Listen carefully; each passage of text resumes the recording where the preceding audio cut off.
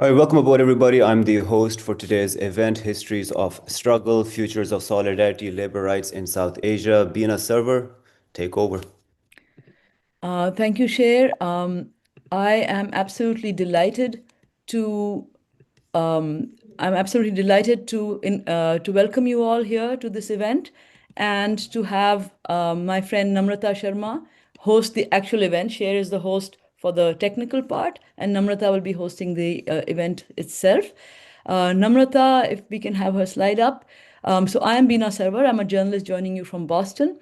And I'm delighted to introduce my dear friend and colleague, award-winning journalist Namrata Sharma in Kathmandu, who will host today's program. Namrata is a founder member of the Southasia Peace Action Network, Sapan. She is an activist with over 30 years of experience in journalism and women's rights and against gender violence.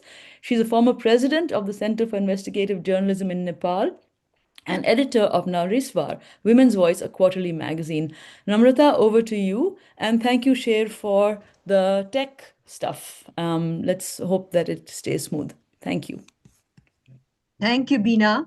And hello, everybody. I'm hosting this critical conversation today on histories of struggle, futures of solidarity, labor rights in South Asia. While even speaking this, I remember the number of people I've interviewed while doing cross-border human trafficking stories who have gone all over the world to do labor work but are not being treated properly. May is internationally recognized as Labor History Month, a time to reflect on the long and hard work struggles of working people, to honor those who organized and sacrificed, and to renew our collective commitment to labor rights and social justice. Across South Asia, working people, especially women workers, informal laborers, and migrants, continue to face precarious conditions such as suppressed wages, restricted union rights, unsafe workplaces, and the growing threat of casualization and automation. These challenges surpass national boundaries and have become regional in character, demanding regional responses. South Asia Peace Action Network, Sapan, brings together civil society's actors, labor rights advocates, researchers, and trade unionists from across the region for this webinar. And actually, while I'm reading this, as most of you know, Nepal is now being led by a youth-led government. But one of the first things this government did was to actually ban trade union movement within workplaces. And we are all wondering in Nepal what's going to happen in future.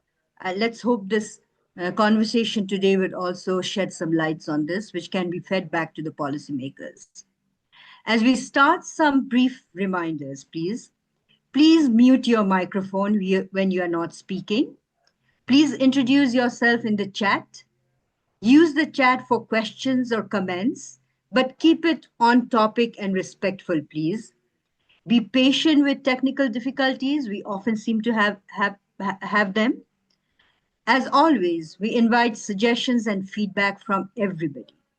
I'd like to now invite my friend and colleague from Bangladesh, the trailblazing feminist activist Khushi Kabir, to present the Sapan Foundation Charter. Khushi?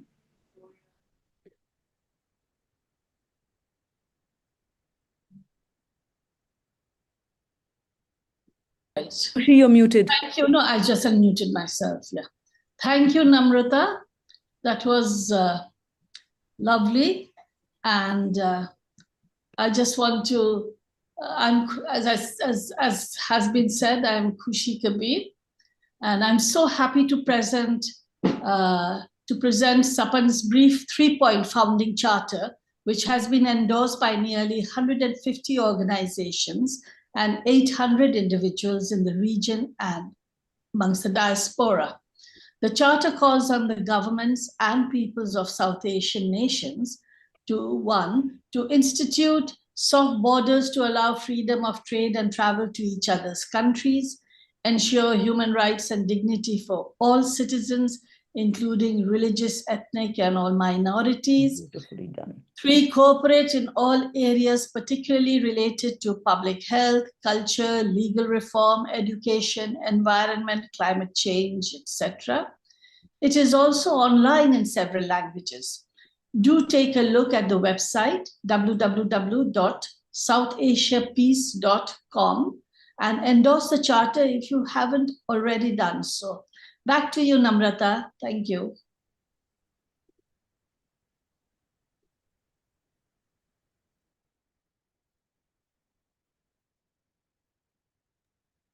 Thank you, Khushi.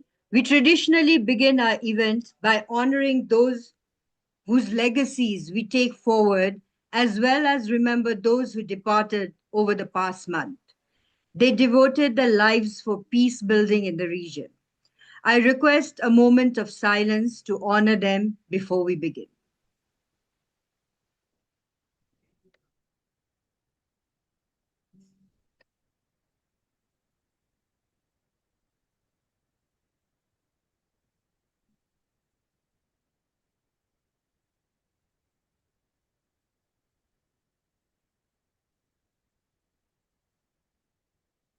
We now come to our panel discussion, and it is a pleasure for me to introduce Nalini Ratnarajan, founder and executive director of Women's Development Innovators. I have known Nalini for over a decade now, and she is leading Sri Lankan human rights defender and women's rights advocate with over 25 years of experience advancing gender equality, social justice, tax justice, debt justice, and women's economic empowerment across South Asia. Her work uniquely integrates human rights advocacy, feminist economics, mindset transformation, and digital innovation. Very important these days, offering holistic and sustainable pathways for women to achieve dignity, leadership, and financial independence. Nalini is part of several international bodies working on these issues. Over to you, Nalini, to moderate the discussion. Thank you, Narmada, for your kind introduction. Good evening, everyone. It's pleasure to moderate today's discussion on histories of struggle, futures of solidarity, labor rights in South Asia.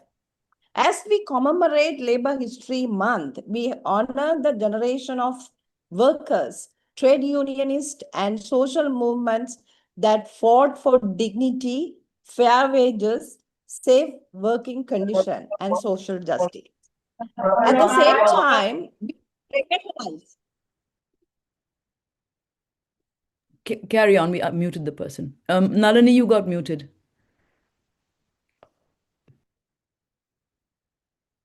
At the same time, we recognize that workers across South Asia continue to face significant challenges, including insecure employment, shrinking labor protection, informalization, migrant pressure, gender inequality, and the impact of economic and climate crisis. Today, we have an outstanding panelist representing different countries and experience across South Asia. Our discussion will focus on 3 broad questions. I want the panelists to take note of it. What is the current labor rights situation in your country? The second theme, what need to be done?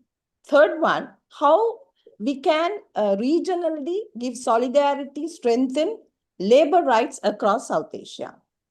I will invite each panelist to reflect on these themes from their context and experience. Your time will be like around 5 minutes. So first, I welcome our first speaker, Sheikh Sultanuddin Ahmad from Bangladesh. He's an executive director of Institute of Labor Studies. He led the Labor Reform Commission 2024 as a head of the commission.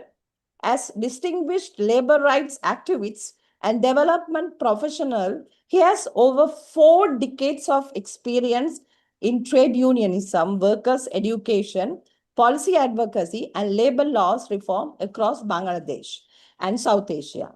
Mr. Sultan, what are the most pressurizing labor rights concern in Bangladesh today, and what reform or action do you believe should prioritized? Floor is yours. Thank you, Niranjan. Thank you, Sapan, for giving me the opportunity to meeting with all. I think this is the second time I joined these Sapan events. In 2022, I had the opportunity to join another discussion. Thanks, Khushiapa, for introducing me. Actually, if you highlights the labor rights situation here, it will take time. And what you mentioned, what Nalini and Nandini mentioned earlier in their introductory speech, that is common to all South Asia, in my experience. Insecurity, of job, lack of universal social security, freedom of association, and everything. In Bangladesh, it's common, but more prominent that Bangladesh actually is a growing informal sector. We have already 85% to 90% informal sector workers, and the increasing of contractual worker, outsourcing, and others. Within the formal sector, it increased, and that our level actually only covered the formal sector, permanent workers, and a few segment of the workers. So that is the most dangerous thing and most vulnerable thing what our workers are facing. We have very recent level amendment, which include domestic workers after long struggle, where some of our organization we are fighting for that, including Khushiapa is here. But still, that is for only for limited scope that they can form the union, not that working conditions, social security like this, and gig workers also. So this is the number one problem. What is my experience. But another things I would like to do, if you allow me to go beyond this question.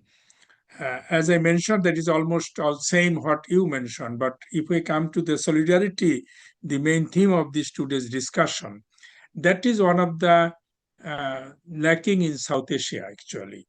That when we have any accident in Dhaka, there is no actually solidarity protest in Delhi or Lahore or Kathmandu like this. Same it is if it is in Delhi or in Chennai, we don't have like this thing. So solidarity is one of the fundamental pillar of the trade union labor movement, and one of the strength of the workers actually. People care the workers, the labor movement, because they know if there is any problem in anywhere in the world, workers are victims, then others part will protest. So that is one of the lacking on this area, and that is one of the weakness in Bangladesh also. So another thing we see that the fragmentation among the labor movement. I'm not saying only the trade union, labor workers' rights organization, labor movement, trade union, other academia, institutions. So that is another way why the vulnerability increase, and the always we are weakening our whatever the extent we have. In sitting in South Asia office for some years, I found that all over the South Asia, there is silo approach among the actors of the labor movement. So that is prevailing in Bangladesh very seriously. We are working in very compartmental way. Trade union don't have relationship with maybe academia, and academia with political parties. So these three areas actually, one is the prevailing situation. As I mentioned, that there is no national minimum standard, and more than 90% workers are actually out of all the coverage, protection, and everything. Second is unity, integration, action, solidarity action among the actors and among the region. When we so that's actually from these types of event, from these types of network. If we can build this thing, if we can reach to the greater solidarity support in the South Asia, then it will work actually. Then we can continue with our this types of solidarity action and strengthen the working people, workers movement of the Asia. I think I would like to end here, and then maybe if there is a question or any supplementary, I will come back to you. Thank you. Thank you very much. Over to you.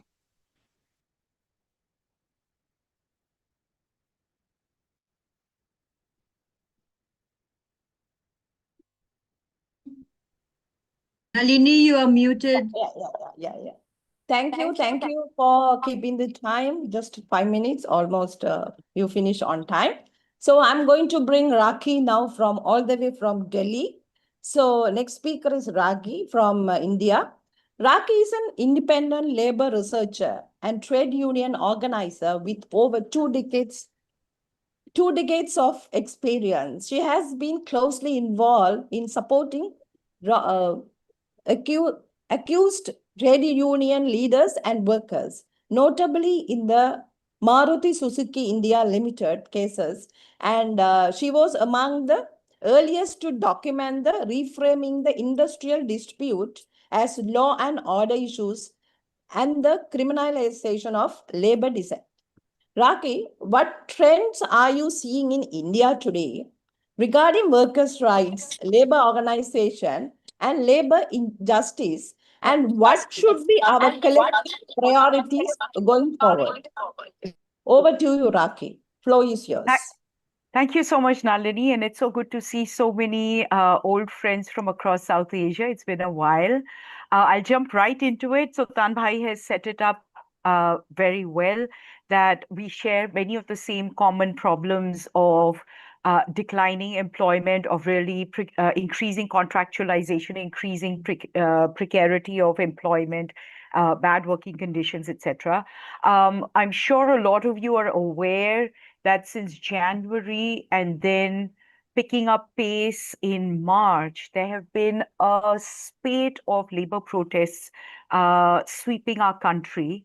And the biggest one so far, even though in April it was in Noida, Greater Noida Industrial Belt on the suburbs of Delhi. So the Delhi NCR, Delhi is the capital city, and around it from Haryana and from UP, some of the cities form part of the National Capital Region, NCR, and about 45 to 50,000 industrial workers, gig workers, domestic workers, but primarily industrial workers, came out onto the streets, of Noida and Greater Noida across 80 locations. And this follows the protests that began in the oil refineries in Barauni, in Panipat, and in Manesar. So Manesar and Greater Noida protests are linked. The contract workers in the Honda car, not the car, the two-wheeler manufacturing factory went on strike, asking for an increase in wages. So it's a culmination of two factors. There's a long-standing violations of Indian labor laws, whereby the protections, the workers have been stripped of protections, not just social security, but the usual protections in the workplace of limited work hours, of overtime being paid at double rate, of having access to drinking basic facilities like drinking water, toilets, etc. This was not being provided. That's the level. It's astonishing that in 2026 we're still talking about basic facilities and minimum wages, but the long-standing violations of the labor standards, of really bad working conditions, increasing work intensification, gets further exacerbated by the West Asia war, the closing of the Strait of Hormuz, the rising cost of gas. It's when workers don't have access to cooking gas and have to either come to work on empty stomachs because they don't have any fuel. Along with that, because of the fuel crisis, the prices of essentials started to climb up. So they were really getting squeezed. And the theme across all these protests was ab aur bardasht nahi hota. We simply can't stand it anymore. We simply cannot manage anymore. We simply cannot adjust anymore. We need a solution now. And the solution they were seeking was a revision of minimum wages to make it, they're not even asking for the moon. They're not even doing calculations about, a living wage. They were simply asking for a minimum of 20,000. And part of why they were asking for 20,000, I'll take just one more minute to sort of explain that.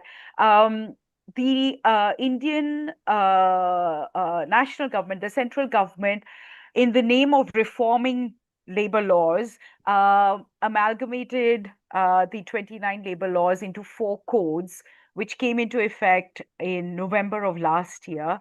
And during the propaganda, especially on WhatsApp or in newspapers, on television, they spread the messaging that got spread was that everyone is going to start, that suddenly revolution is going to happen in the implementation of labor laws. Everyone will get appointment letters, 8 hours of work, double overtime, basic facilities, and 20,000 rupees as wages. Um, and that stuck in people's minds. So they literally came out in Noida with placards that said 20,000 salary. Or kuch nahi chahiye, pehle 20,000. We don't want anything else. First, bring our wages. Their wages were at dismal wages of 10, 11,000. Domestic workers were earning as low as 5 or 6,000. They were saying when a kilo of gas has gone from 100 rupees to 500 rupees, we can't buy gas. Many of us are informal migrants with no citizenship rights in cities that seem to abandon us and discard us at the drop of a hat.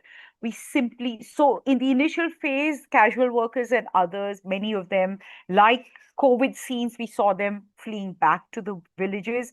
But the industrial workers said, COVID may, we've tried that, we've seen it. There was no work even in the villages. We couldn't eat over there. We had nothing to do. So we're going to stay and we're going to fight. And that's why we saw, and the wave of protests has not stopped, even as we speak. The response of the state has been repression. It has been to turn. So instead of having the labor department or the district administration meet the protesters and acknowledge, of course, there is an acknowledgement that their demands were valid because within hours, within days, minimum wage hikes were announced by the government. But the response really was, how dare you raise your voice when we are asking you to go back to work? Why aren't you going back to work? And heavy police repression. So really turning an industrial dispute once again into law and order, and criminalizing labor protests, something we've been seeing accelerating over the last decade since the Maruti Suzuki workers protests in 2011-12. Thank you, That's the scene. Raki. Thank you, If I Raki, for can your take 30 seconds to just say, what do we need to do? What we need to do is really that unions must build the infrastructures that workers need but don't have. We need to organize. Civil society must contest the instigation myth. The Pakistan hand was also mentioned. Outsiders have been mentioned as if the workers don't have their own agency.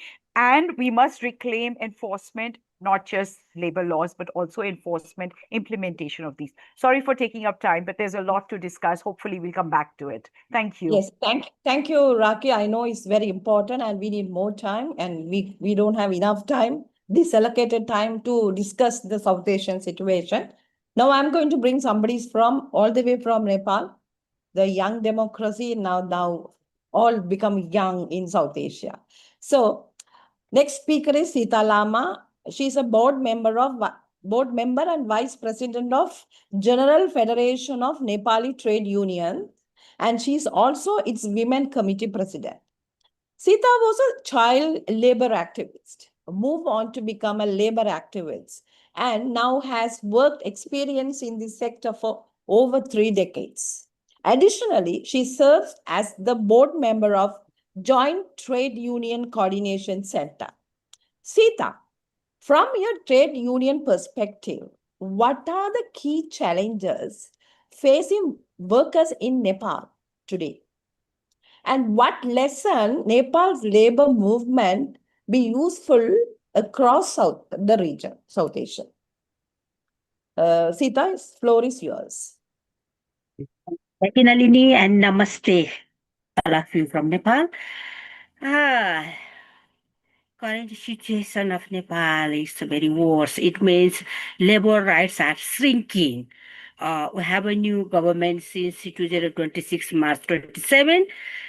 Then Nepalese government abuse constitutional emergency power. It means ordinances are intended for urgent necessity when parliament is not in session, utilizing this executive power to dissolve union rights, bypasses the legislative spirit, and contradict the constitutional requirement of immediate necessity. Regarding the ordinance issued by the new government targeting the trade union movement and labor sector. First, government dissolved civil service trade union. 12 civil service trade unions are dissolved. Then government notice issue to vacate the trade union office buildings also. Yeah. Then another number two attack. Sorry.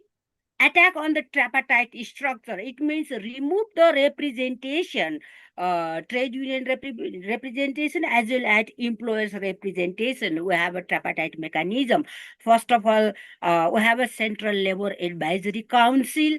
Then there is they remove the representation of trade union. Then second thing is social security board. We have a social security board. They remove the our representation minimum wage fixation committee. We have a minimum wage fixation committee. That also tripartite mechanism, government, employers representation and trade union representation. Minimum wage fixation committee also, there is no trade union representation as well as employer representation also. Then another is foreign employment board. We have a foreign employment board for the working the migration issue. Then those foreign employment board also remove our representation as well as the labor law reform committee. I'm represent the labor law reform committee. They also remove the trade union representation as well as employers representation. Then it means centralize of power, then dismiss the trade union representation. This is the attack on the tripartite structure, our government. Then another things is violation of fundamental labor rights. It means collective bargaining agreement. It means social dialogue. Civil service union dissolve. Then they mention only clause grievance hearing system instead of civil service trade union. In this way, how can represent the grievance hearing system? This is the violation of fundamental labor rights. Then another thing is violation of international labor standard. It means a right to organize. Uh, now they dismiss the civil service trade union. Then civil service workers are never doing the activities through the trade union. Then the similar things is the CBA rights. We lose the CBA rights, collective bargaining rights. We lose. Then end of social dialogue also. It means breaking the communication chain between the state, between the employers, then communication chain between the workers. Yeah, this is the violation of international labor standard. Then another thing is our Nepalese government assault on democratic governance. It means authoritarian tendency, concentrating the power in the executive by remaining the stakeholders.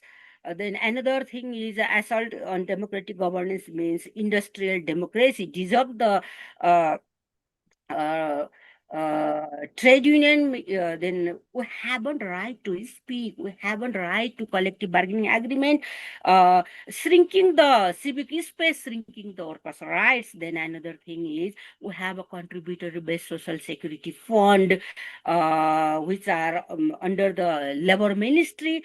Then social security fund have a tripartite mechanism, employers, government, then trade union represent. Then those social security fund is trust for the women, children, and senior citizens ministry. It means women, children, and senior citizenship ministry provide the welfare-based social security. It means uh, single women. It means uh,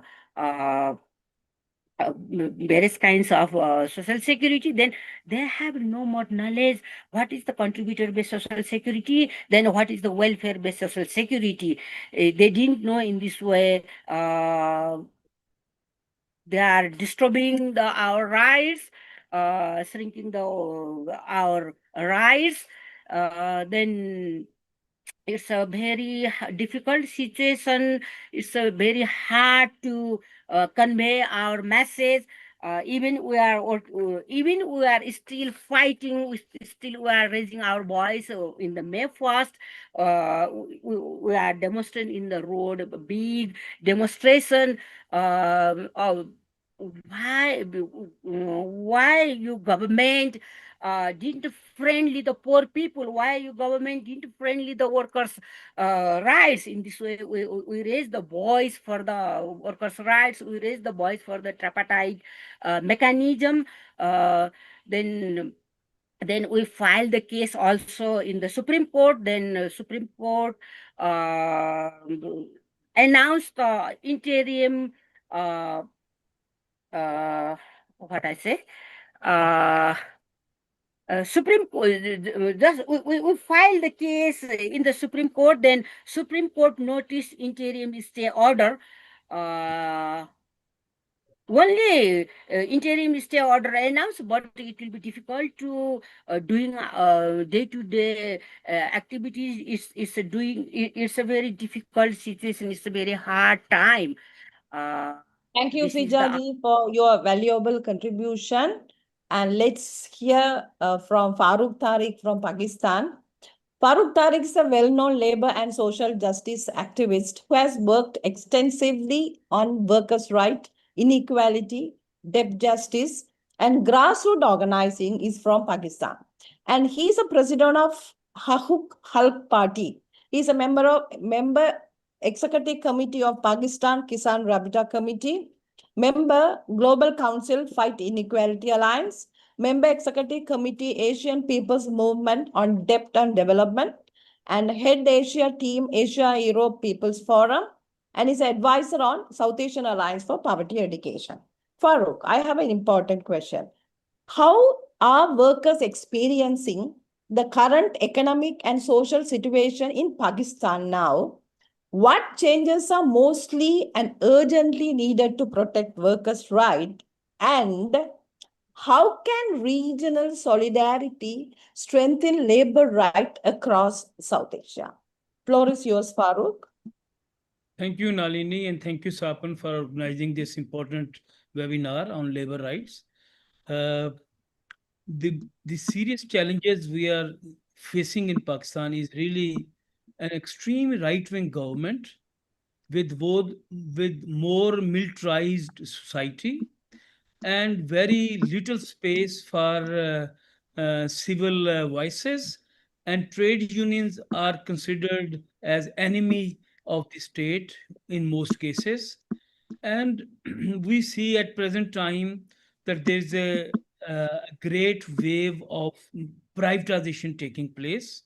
Most of the public sector institutions are on sale, and that means the jobs of the workers are at stake. The second serious challenge we are facing is implementation of the minimum wage. At this time, is 40,000 rupees a month minimum wage. Over 80% of the industrial institutions and public and private sector institutions are not paying the 40,000. particularly the domestic workers, the home-based workers, they are at the edge, and also the agriculture, women workers, and so on. So the minimum implementation of minimum wage, and we are demanding 80,000 minimum wage in Pakistan. And also we are facing an issue of a policy which has been pushed, is called labor code. That means legalizing the contract labor, not only in Pakistan, but it has been across South Asia. And that is like one of the part of the new liberal agenda, which has been pushed in all the South Asian countries. Actually, the Pakistani government, which is taking quite a big sort of pride of holding American imperialism war on Iran and doing conciliatory, and they are helping to negotiate. But outside they are becoming more sort of progressive, liberal, but inside it's just the opposite. So we don't want a government which is showing something different at outside and doing something different inside Pakistan. And that's the struggle we are facing at this time. Most of those who are raising voices for trade union rights are always facing state repression. And even on this May Day, including myself, Amar Jan, and several other of our party activists who organized the largest May Day rally in Pakistan, were threatened to be arrested by the SP police who was present on this place. The only reason we were going to be arrested, that we have invited some of the leaders of Tahreek Takmile Tahafze, Tahreek Tahafze Aine Pakistan, which is a movement for the protection of the constitution in Pakistan. And the leader of the opposition in the National Assembly, he participated. The Secretary General of Tariq Insaf came. So whenever we invite some political figures which are in the opposition, even in a trade union meeting, we are not allowed to hold on. And that is the issue we are facing, that we have a government which is not workers friendly. They have privatized PIA. It's just been handed over without any cost. Only 10 billion rupees they will receive for the whole PIA. They have done that in the past with PTCL, handing this PTCL to Etisalat, and still 800 million US dollar is not been paid by Etisalat as well.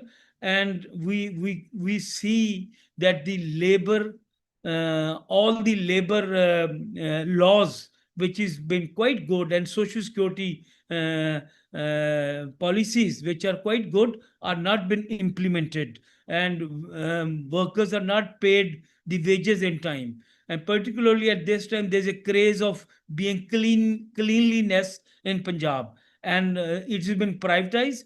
But we want a clean Punjab, but we also want to end our hunger inside our stomach. And that is only possible when we have a living wage paid to the workers. That is where the government is at loss. And so that's the campaign we are launching at this time. Uh, Thank you, Farooq. It's, valuable contribution. And next, I'm going to bring my colleague from Sri Lanka.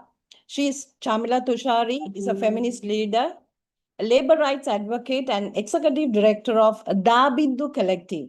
With over 30 years of experience working with women workers in Sri Lanka, apparel and free trade zone sector.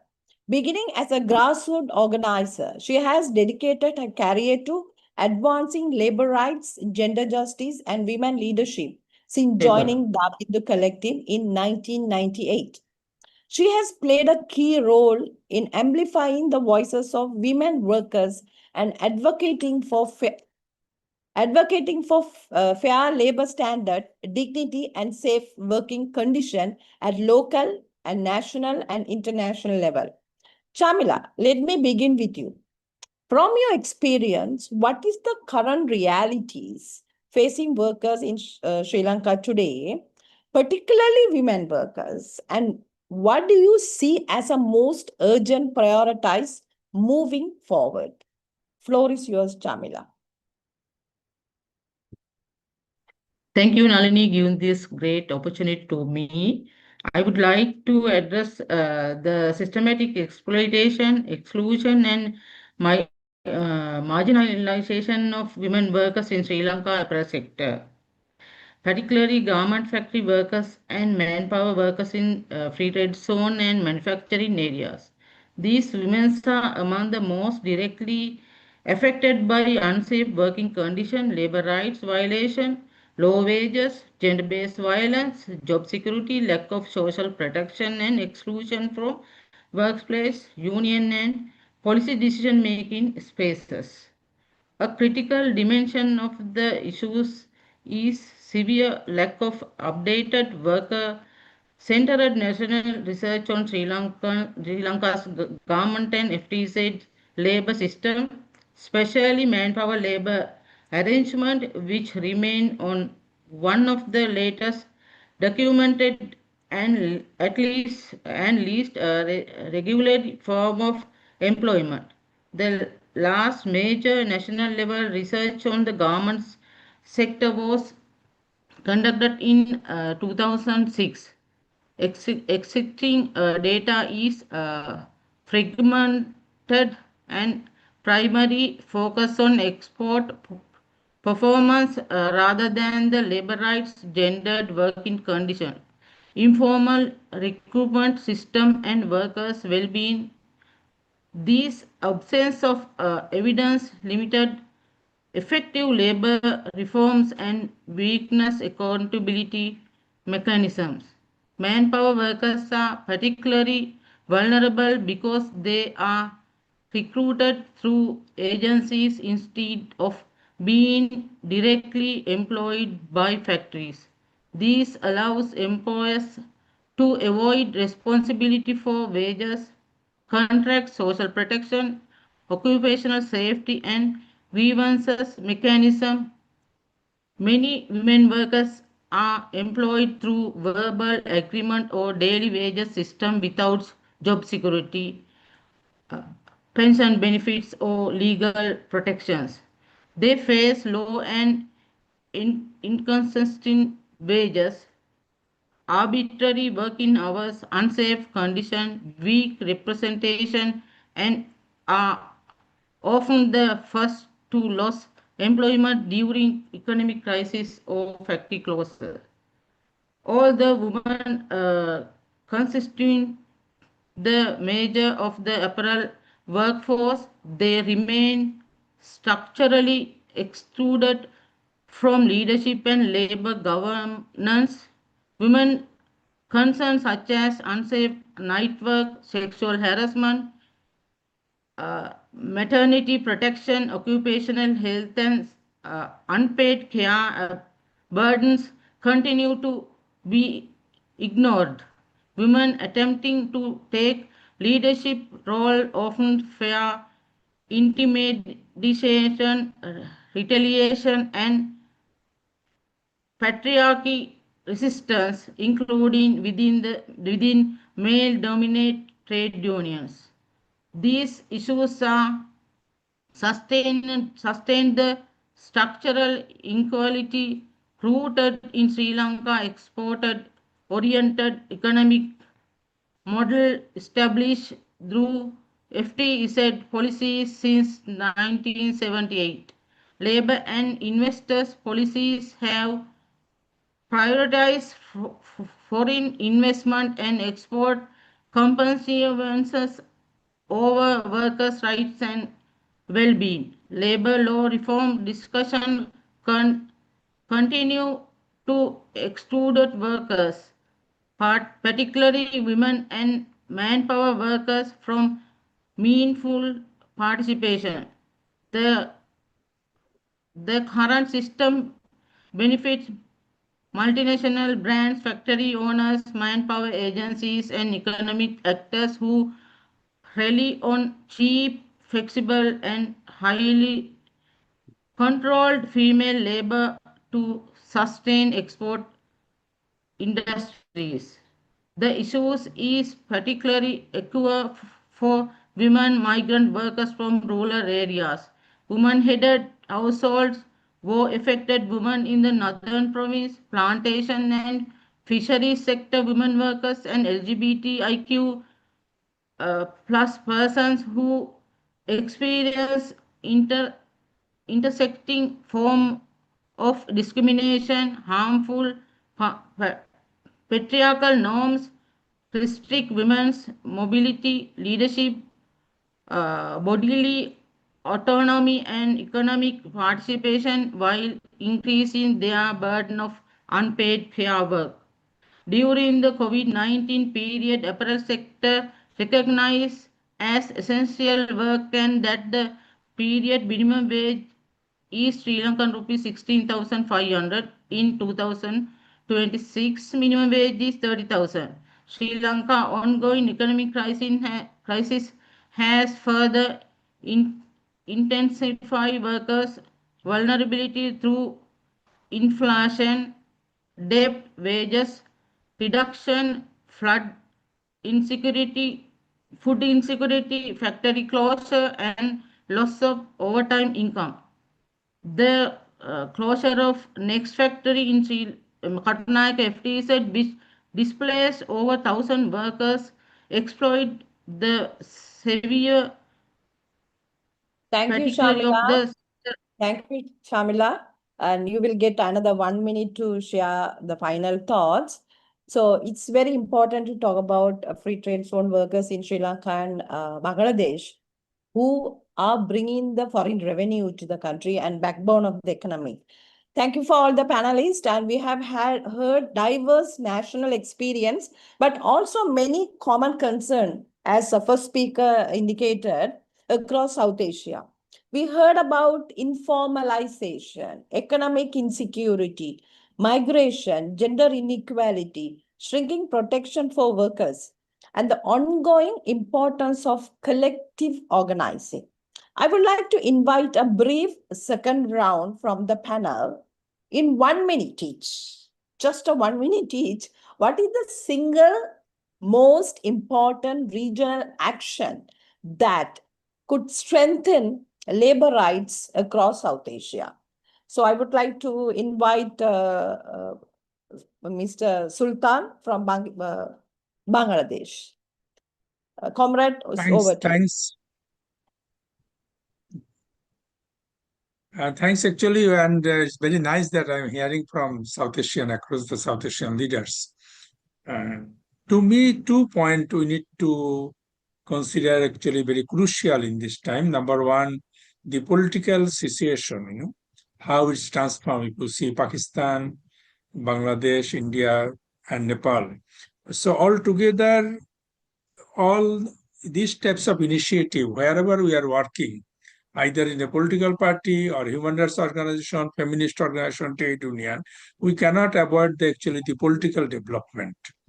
If you consider this Nepal situation, it's a young people-led movement. And we always expect that young people always will be in favor of the human rights and workers and other rights, but they go opposite. So this one we need to consider. And also the political thing. If you see the moment we are talking now, the moment thousands of workers, those who maybe migrated to India for work, or the second generation, third generation there, but they are now assembled in the border because of some political change only. Thousands of workers actually are losing their livelihood and identity also. So political situation is one of the issue we need to consider. Second is the new generation. Those, how we can actually attract the new generation about the workers' rights and discrimination, fair share of the workers in the national development and everything. I think these two things I can say. And third, to identify some issues where all the South Asian people we can act together, like migrant workers, like informal sector workers, like the labor law changes. So these are the area, and what the cases in Noida, we should have some solidarity message, solidarity action across the region. through this we can actually we can bring together ourselves, and we can make the issue as a regional issue, not only confined within the country or confined within the organization. Thank you very much. I don't think I crossed the 1 minute, but sorry for that. Thank you so much. Thank you so much for your valuable contribution and input. Raki, now you just tell me what is the most one single important activity or initiative we can take in the region to strengthen labor right across South Asia? Thank you. I think I'm going to give two more such sharings, more such webinars to share and learn from each other, and also to strategize, because as Farooq and other speakers have highlighted, we share similar challenges in our regions. And if Asia is the labor supply to the world, especially in manufacturing, we need to strategize together. And so following up on that, we need to, it's something that we had thought about doing PISA in the PISA days. It's something I think that we need to follow up and do more seriously now, and that is really supply chain accountability across the region. Many of the same MNCs are sourcing from all the South Asian countries. So we do need to build supply chain accountability within the region, just as we have the Asia Flow Wage to try and ensure that they don't pit South Asian workers against each other. I think similarly, if we could have some kind of a framework for supply chain accountability in all our regions, in all across our South Asian region, that would be very useful. Thank you. Thank you, Raki. It's a very important, initiative that we can all to do together. Now, Sitaji, you tell me what one important action we can take in South Asia to strengthen labor rights movement and activities. First of all, it will be we need the regional linkage and collaboration. It means create a regional platform for the dialogue, sharing the experience, sharing the knowledge. Then action also. It means decent work, just transition, platform economy, gig economy. Yeah, that types of action are we needed in this way. Create the regional platform also. Then another thing is building the solidarity across the South Asia for the migrant issue, for the informal workers issue, for the women's workers issue, as well as the care workers issue also. Then youth issues also. Especially in my country, in Nepal, we haven't platform or gig workers law, as well as a care workers policy, care workers law also. In this way, we are demanding it's a back support for the building the solidarity across the South Asia. I need. Okay, thank you. Thank you very much. Now, as a regional and international movement builder, Farooq, please tell your ideas, share with us how we can strengthen the labor movement in South Asia. I think we have to learn from the movement led by the youth in several South Asian countries.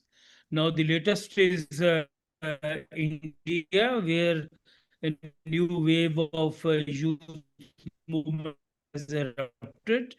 And we have to bring more and more youth leadership, young leadership, and we train them, we work with them, we ask them to go to the field, we ask them to go to the trade union meetings and so on. The movement excuse me, Farooq, really built. you We are have to start a cracking. campaign against labor code, which is being pushed in all South Asian countries.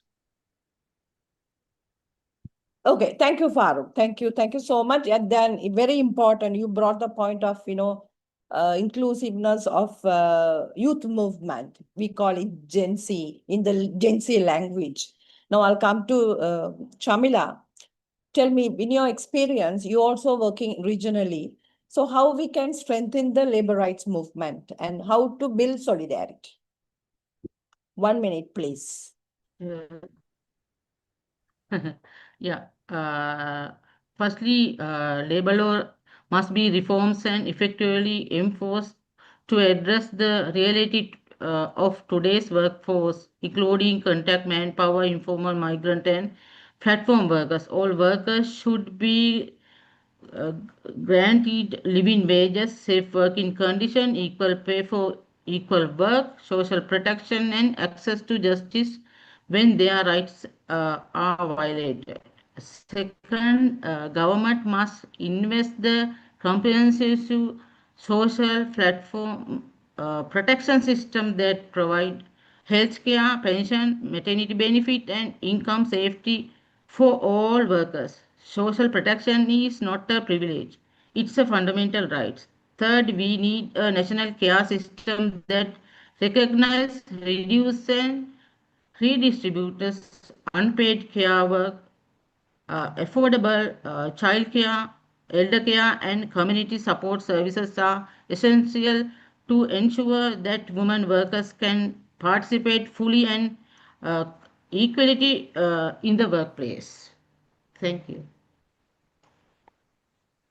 Okay, thank you. Wonderful for all the participant panelists for your deliberation. Let's open the floor for question and answer. Maybe I would take 5 questions. And if you have any, because we have only limited time, you can keep your question very brief. And if you want to ask to somebody, please point that panelist. Thank you. Floor is yours for 10 minutes. I see You can Naseem raise your Malik. hand. Naseem Yeah. Malik's hand up. Please introduce Yeah. yourself and ask your Yes. Can you listen to me? Yes, we can hear you. I am Naseem Malik from Sweden. My question to all the panelists is that what are the help or the guidance everyone is taking from the ILO and the European Union, because these two organizations are working in the Southeast Asian countries and they are also giving the aids to these countries. And they, when they write any aid, now the human rights and the labor rights all are included in it. So what is your experience? Especially I'm asking Farooq Tariq Saib also, because I have met him during some of the meeting of the ILO in Geneva also. Thank you.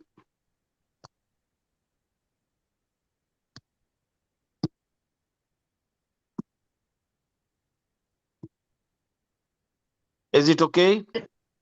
Yeah, it's okay. And Nalini, His shall I hand reply raised by now? Waqar. Shall we take 3 questions and the panel can answer? So now, Okay. Brahma. Yeah, I Yeah, am Brahma. Waqar from Lahore. I have one question. Okay, go ahead. Go ahead. Yeah. Farooq Tariq साहब से मेरा ये सवाल होगा या बाकी जो पाकिस्तान के दोस्त हैं उनसे, ये 1 मिनट शायद। हेलो, अब मेरा कैमरा ऑन हो गया? जी Waqar, जी many people मेरा here can't सवाल ये, understand Urdu, so if you can ask in English, please.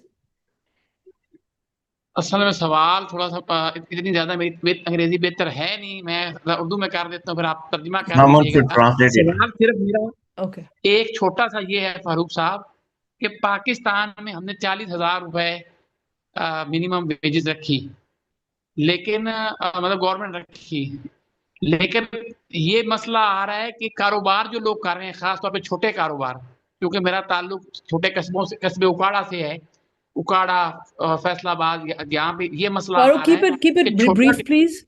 Waqar, please या keep it brief. जी जी सवाल सिर्फ ये है कि वो कह रहे हैं कारोबारों में इतनी कैपेसिटी नहीं है, मतलब कोई छोटा कारखाना चला रहा है या किसी का कोई छोटा करियाने की दुकान है कि वो 40,000 रुपए पर हेड यानी कि मैनेज कर सके, और लोग भी Can you just ask your बड़े question? परेशान Waqar, हैं अपना सवाल please पूछे, time नहीं है. Please, ji Waqar. सवाल यही था कि कारोबारों में इतनी ग्रोथ नहीं हुई, लेकिन वो रेट Okay. ज्यादा हो गया है, So his इससे बड़ा question, मसला बन रहा Nalini, है। yeah, sorry, Nalini, his question to Farooq is basically to Farooq is that the government has announced minimum wage, but the small businesses don't have the capacity to do that, right? Waqar, yahi aap पूछ रहे हैं ना? So how do जी we exactly take it same, forward? Exactly the Yeah, same. and Nalini, back to you. So if you want to ask anybody to ask any other, I think Yeah, Sheikh thank Saeed you. has his And hand up. Sheikh, you can keep your question very brief and concise. Over to you. Thank you very much for allowing me. The first question is Please, would you also introduce yourself briefly? uh, it will take time. We will Briefly. introduce in the next meeting. First is the question, why do labor rights violation persist in South Asia despite existing labor laws? And the second question is, how can trade unions better organize workers in informal and gigantic economic jobs? The third question is, what role should multinational companies play in protecting workers' rights in South Asia? And the most important thing, how can young workers be encouraged to participate in the labor movement? Thank That is you. Thank very you very much. important. What is the single most important reform needed to improve workers' lives in South Asia today? I Thank hope you. I And completed. thank you very much, all the panelists. And you can answer all these questions in one minute. And I will call Farooq to reply to the questions. Unmute yourself, Farooq. Unmute. Okay. Okay. The question that small business holders cannot afford to pay 40 minimum wage. So I advise them not to do business. They should go for work, because if they can't pay the minimum wage, they should not do the business. They should opt for something else. Second, ILO and European Union, they are not doing much in Pakistan. It's more lip service, although they have given some favorable uh, uh, conditions to Pakistan, but still we see is mainly closing eyes when there are gross violations taking place. We don't say that they should boycott Pakistan, but we say they should put a lot of pressure to implement particularly all the labor laws. And Sheikh Saeed, our friend from Canada, he's a very senior activist, and he has asked several questions. So Sheikh Saab, I can't answer in 1 minute all the question, but I just say that we need to improve the labor movement by bringing more young people and train them. Thank you. Thank you, Farooq. And the floor is yours. Somebody can answer a few of the questions. So Rakhi or Sultan Comrade or Sita ji. So there was 2-3 questions. If anybody would like to reply. Yes. Yeah, Thank you, Rakhi, go ahead. I have a query in the chat Sorry, also. I saw this. Sita ji, give the Yes. floor to Rakhi, please. Rakhi, Sure. go ahead. That's a Then Sure. Thank you. 1 Just very minute. quickly, I've already answered the question about the micro and small industries. My argument has been we cannot use that as an excuse not to raise wages. The government should step in and give a wage subsidy to the micro and small industries to bridge the gap for 6 months or 12 months. Sit down with industry and figure out a framework. Secondly, Sheikh Saeed Saab, aapka jo sawal hai, the question that you had, MNC should just follow the law of the land and not use their super profits for union busting.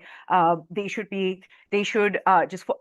in fact become the model employer and ensure that the standards are raised across the economy and across the region, because they are the ones controlling the supply chains across our regions. I'll stop there. Hopefully that answers some questions.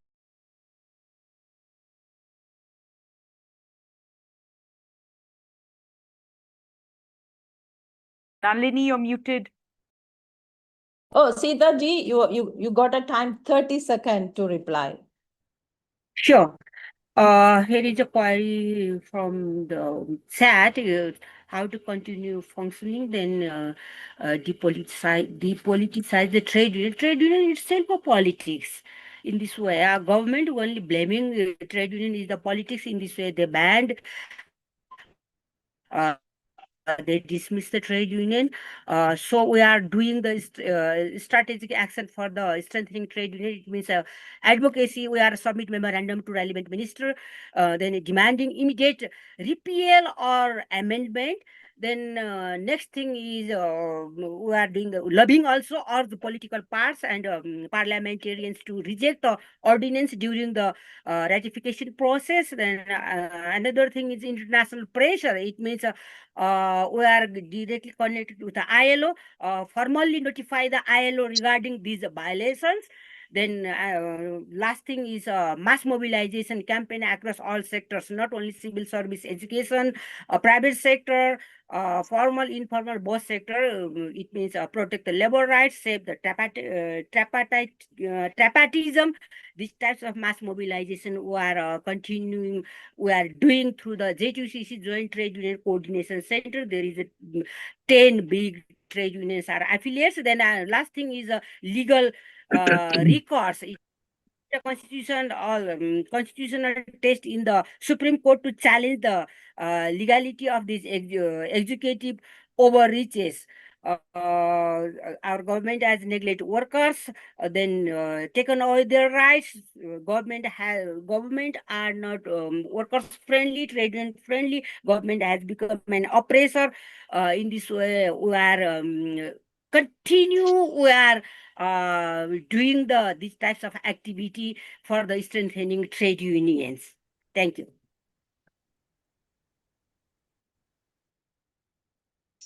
Nalini, unmute. We have been reminded the solidarity remains one of the most powerful tools available to workers and movement across South Asia. So we are going to, before closing, I would like to briefly table the draft resolution emerging from today's discussion. This is not a final document, it's a draft, and it reflects of many concerns you raised here. So recommendations during our conversation, we are sharing it for your feedback and further refinement.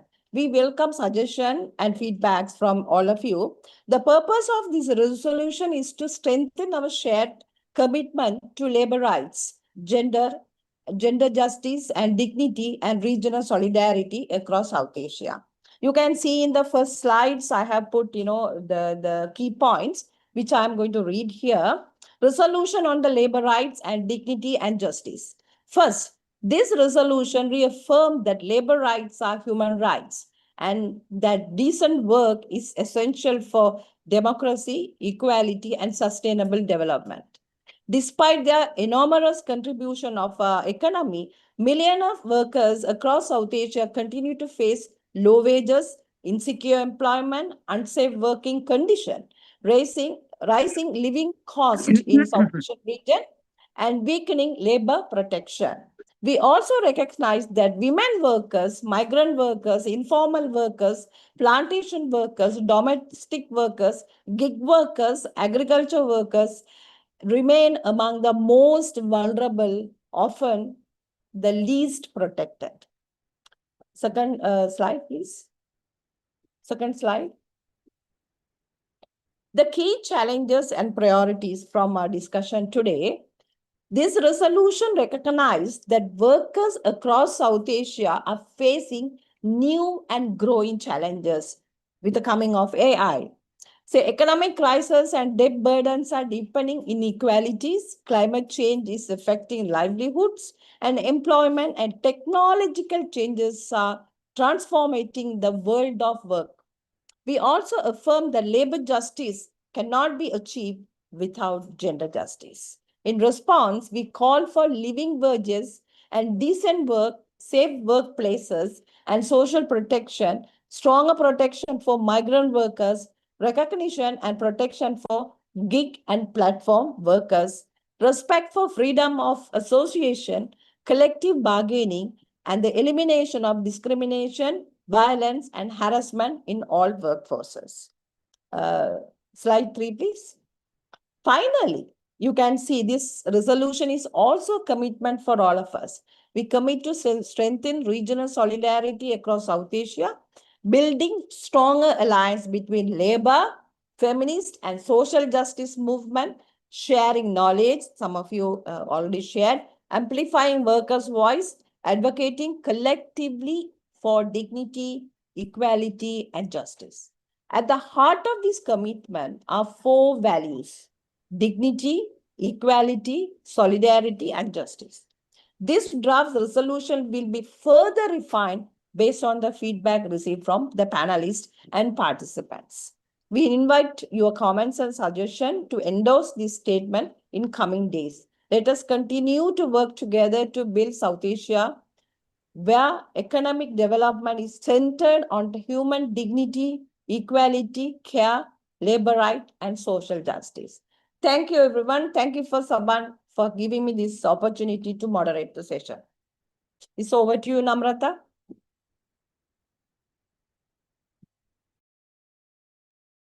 Thank you, Nalini. I hope I'm heard. This has been an amazing panel, sharing issues related to rights of workers of South Asia. Issues are more or less same as we listen to all of you. So there needs to be a more collaborative work amongst us. I hope we can take this forward for the sake of our region. Before we close, a request to everybody, please, to contribute to Sapan to help us take our work forward. We are sustained by the generosity of our individual donors, to whom we are immensely grateful. So kindly donate, everybody. And the link for the donation is sapan.funjournalism.org/donate. A huge thanks to everyone who made this event possible and to all of you watching. Besides those who you saw on the screen today, there are many volunteers without whom Sapan activities cannot be done. And we couldn't have done this one either.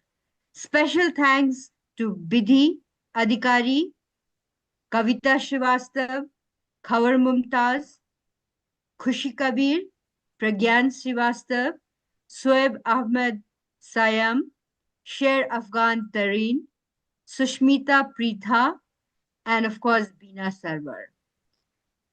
I want to again thank once more the panelists and all of you who have joined us today. Thank you and look forward to seeing you again next time. Goodbye for now. Thank you. Goodbye from Sweden. Bye. Bye. Good night. Good morning to some of you. Have a nice day. Thank you. It's afternoon here in Thank you, Sweden. everybody.